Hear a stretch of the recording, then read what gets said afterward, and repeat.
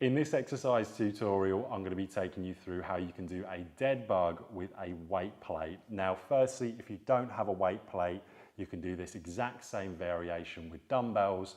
But if you do have a weight plate and it's similar to my one, make sure you've got your hands around the handles of the weight plate. So this is a core exercise. We start off on our back.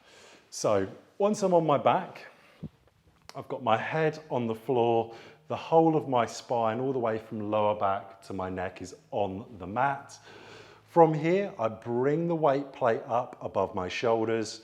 My knees come above my hips, and I've got my knees at a 90-degree angle, or vaguely around a 90-degree angle. So from here, one leg comes out straight, hold the position on the other side, bring it back in, and then do exactly the same on the other side. So all you're doing is you're extending one leg out straight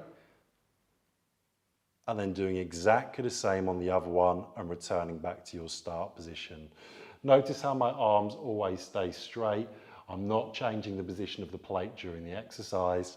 If that's too easy, what I want you to do is the same position, but this time we can start to bring the plate behind the head.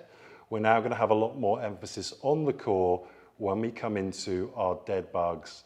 Make sure if you do this advanced version that you're always keeping your lower back on the floor during each repetition. Of course, you'd repeat that for your desired repetitions and sets, and that is a beginner and a more advanced way of how you can do a dead bug with a weight plate.